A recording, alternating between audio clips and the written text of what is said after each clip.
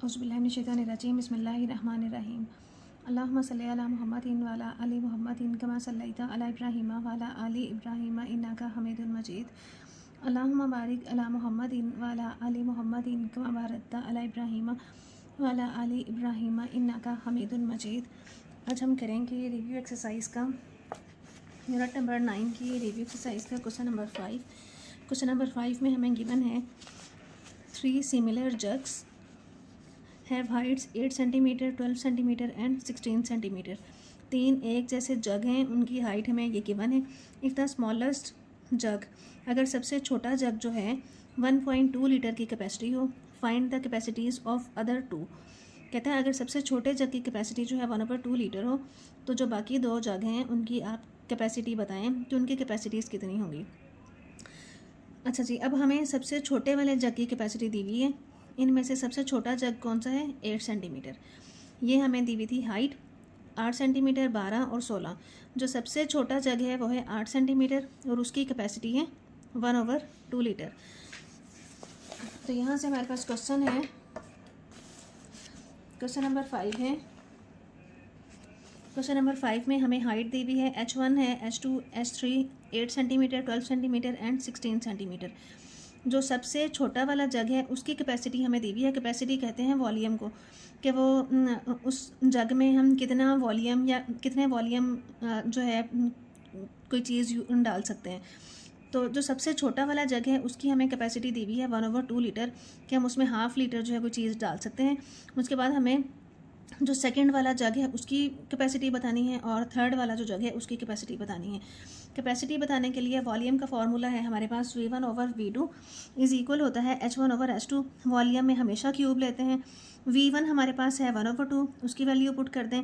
V2 हमें दूसरे वाले जग की कैपेसिटी निकालनी है, तो यहाँ से वैल्यूज़ पुट करें। 8/12, 8 का हमने क्यूब लिया 512 आ जाएगा।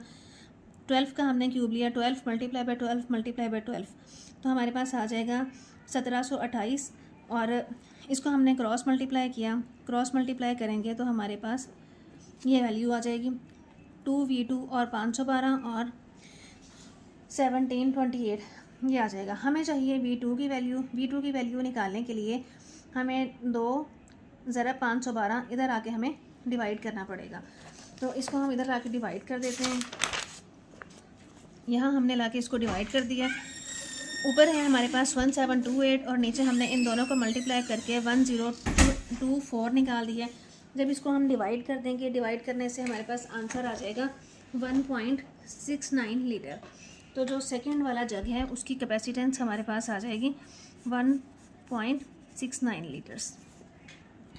अब हमने निकालनी है तीसरे वाले जग की कैपेसिटेंस। तीसरे जग की कैपेसिटेंस निकालने के लिए हमने फार्मूला लिया है V1/V3 इज़ इक्वल होता है H1/H3, क्योंकि हमें उसने V1 की कैपेसिटी दी हुई है, तो हम V1 और V3 की रेशो ले लेंगे। तो V1 की आ जाएगी 1/2/V3। हाइट्स हमने पुट कर दी हैं। सेम इसी तरह से क्रॉस मल्टीप्लाई करें तो हमारे पास V3 आ जाएगा 4 लीटर। तो जो तीसरा वाला जग है उसकी कैपेसिटेंस यहाँ से आ जाएगी 4 लीटर। नेक्स्ट है क्वेश्चन नंबर 6। क्वेश्चन नंबर 6 में हमें गिवन है 3 similar drinking glasses have Heights. 3 एक जैसे पानी पीने वाले ग्लास हैं, उनकी हाइट्स हैं 7.5 centimetre, 9 centimetre and 10.5 centimetre.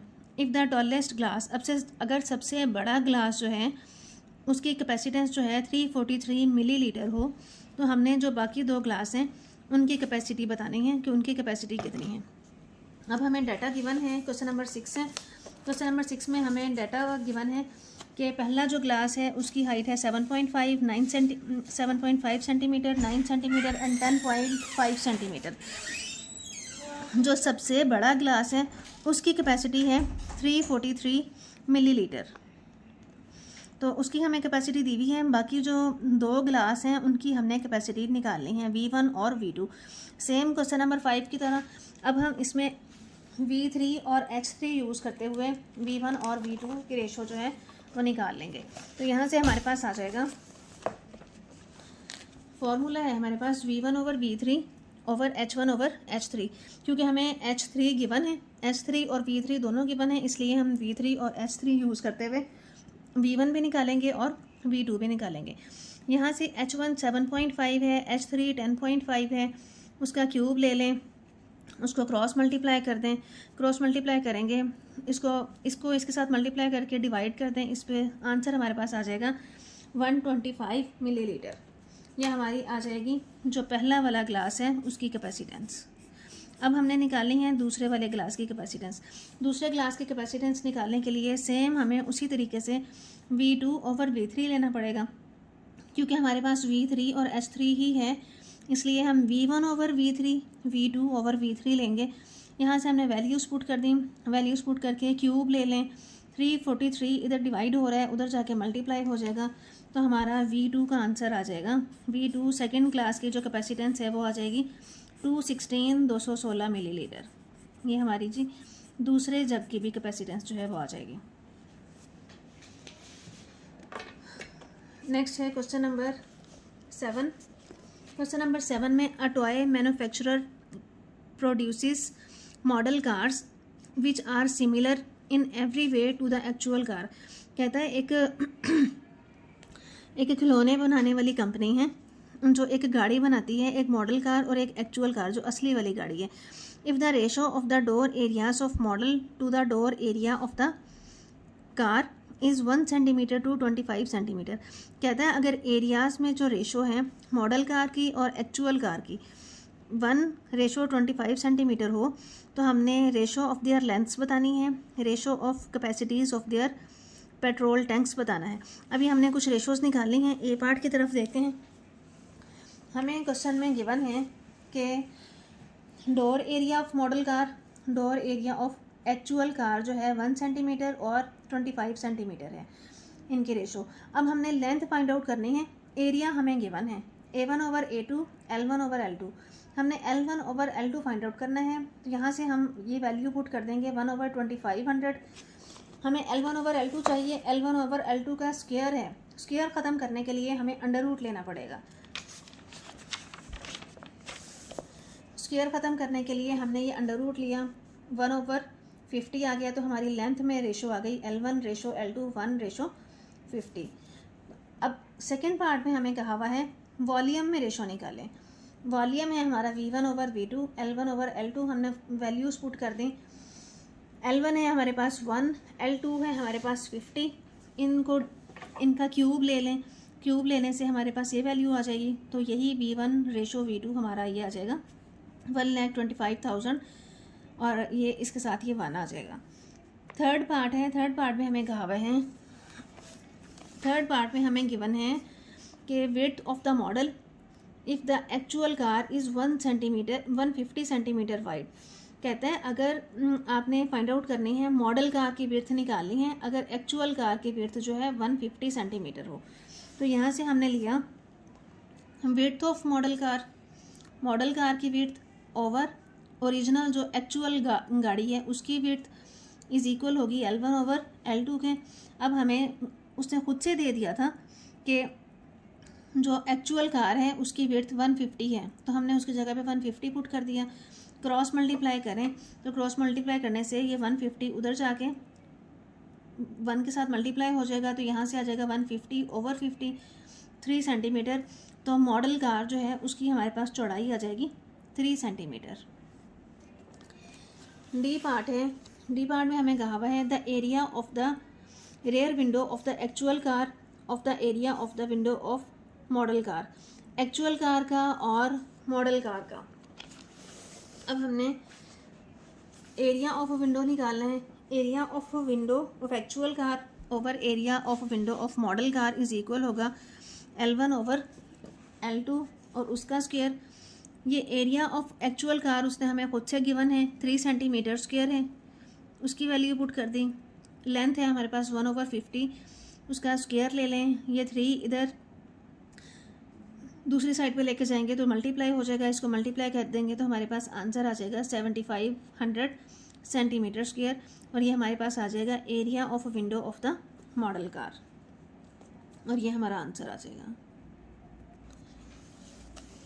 Question number 9 है सिमिलर लेबल्स हमें दिए हुए हैं। 2 similar jars of coffee, 2 similar coffee के जार हैं। रेशो हमें गिवन है 144 और 169। Find the ratio of the height of 2 jars. जो दोनों जार हैं उनकी हमने हाइट में रेशो निकालनी है और उनकी कैपेसिटीज़ में रेशो निकालनी है। तो हाइट में रेशो निकालने के लिए तो हमारे पास ये फार्मूला है, A1/A2 इज़ इक्वल है L1/L2 उसका स्क्वायर। तो हमारे पास ये गिवन है। एरियाज़ में जो रेशो हमें गिवन है वो है 144/169 इज़ इक्वल है L1/L2 का स्क्वायर। अब हमें स्क्वायर ख़त्म करने के लिए इसका हमें दोनों तरफ अंडर रूट लेना पड़ेगा। तो जब अंडर रूट लेंगे तो अंडर रूट में आ जाएगा L1/L2 इज़ इक्वल आ जाएगा 144 का हमारे पास अंडर रूट आ जाएगा 12। तो L1/L2 आ जाएगा 12/169 का आ जाएगा 13। तो यहाँ से हमारे पास हाइट्स आ गई थी H1/H2, यहाँ से 12/13। तो 12/13। अब हमने कैपेसिटीज़ में रेशो भी निकालनी है। तो यहाँ से आ जाएगा 12/13 का क्यूब। तो 12 का क्यूब ले लें और 13 का क्यूब ले लें, तो यहाँ से हमारे पास आंसर आ जाएगा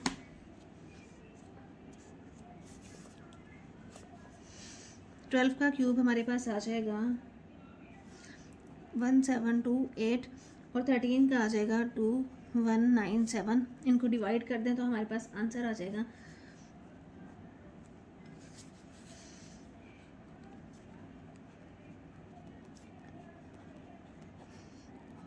हमारे पास आ जाएगा V1/V2 1728/2197। यही हमारा आंसर है क्योंकि हमने रेशोज़ ही बतानी थी। क्वेश्चन नंबर 9 है। क्वेश्चन नंबर 9 में tessellation of tiles on a floor. Tessellation करने से पहले हम इसकी डेफिनेशन पहले कर लेते हैं कि ये क्या होती है टेसिलेशन।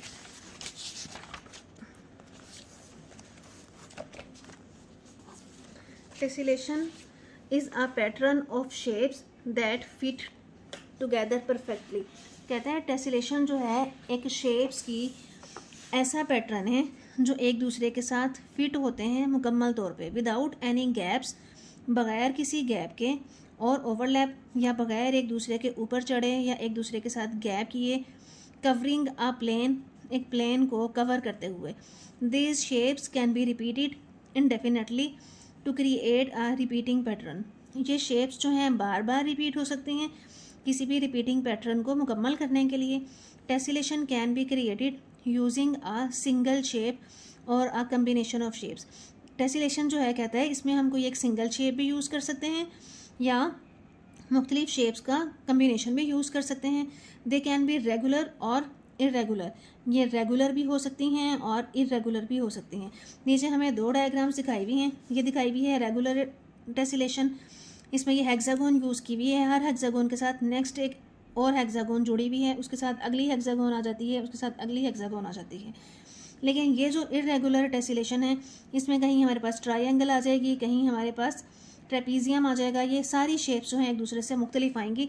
इस तरह की जो शेप होगी उसको हम कहेंगे इरेगुलर टेसिलेशन। तो हमारे पास टेसिलेशन में यहाँ से हमारे पास आ जाएगा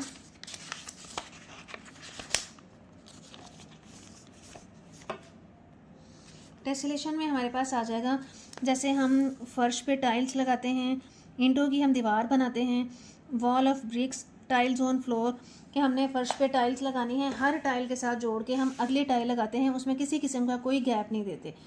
हमने दीवार पे दीवार बनानी है ईंटों की, हम हर ईंट के साथ दूसरी ईंट जोड़ के लगाते हैं, उसमें भी किसी किस्म का कोई गैप नहीं देते। तो कहते हैं बगैर किसी गैप के, बगैर किसी ओवरलैप के, बगैर किसी खला के, या बगैर किसी एक शेप को दूसरी शेप के ऊपर चढ़ाए बगैर, ओवरलैप किए बगैर, जब कोई चीज़ मुकम्मल तौर पे ढांप हो जाती है, कवर हो जाती है, तो उसको हम कहते हैं टेसिलेशन। टेसिलेशन के लिए हमारे पास स्क्वायर्स हो सकते हैं, मुरब्बा शेप के इक्विलेटरल ट्रायंगल, मसावी वाल इस्लाम मुसल्लस हो सकती है। इसके अलावा रेगुलर हेक्सागोन, 6 कायदों वाली 6 लाइंस वाली हमारे पास कोई बंद शक्ल हो सकती है।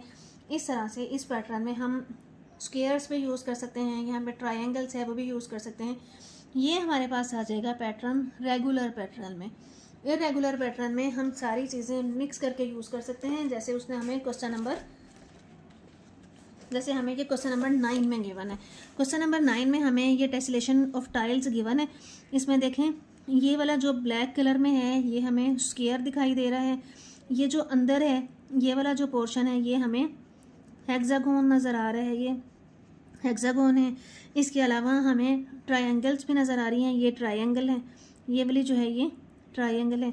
तो ये वाला जो एक पैटर्न है, ये एक पैटर्न के अंदर देखें हमारे पास 6 स्क्वायर्स हैं, 1 2 3 4 5 6, ये 6 स्क्वायर्स हैं।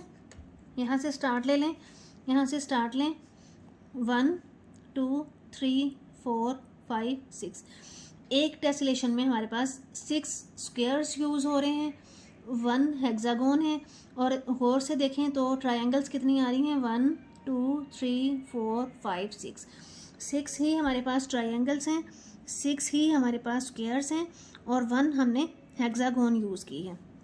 तो यहाँ पे भी देखें, यहाँ पे उसने हमें खुद से भी दे दिया है कि 6 स्क्वायर्स हैं, 6 इक्विलेटरल ट्रायंगल्स हैं और ओनली 1 हेक्सागोन, रेगुलर 1 हेक्सागोन है। तो हमने इस पूरे का एरिया बताना है। Find the total area of a single pattern. ये एक सिंगल पैटर्न है, ये वाला जो है एक सिंगल पैटर्न है, ये दूसरा पैटर्न है, ये तीसरा पैटर्न है, ये चौथा है, ये आगे से पैटर्न जा रहे हैं। Find the total area of a single pattern. ये वाला जो एक सिंगल पैटर्न है इसका हमने एरिया बताना है with side length 1/2 metre of each polygon.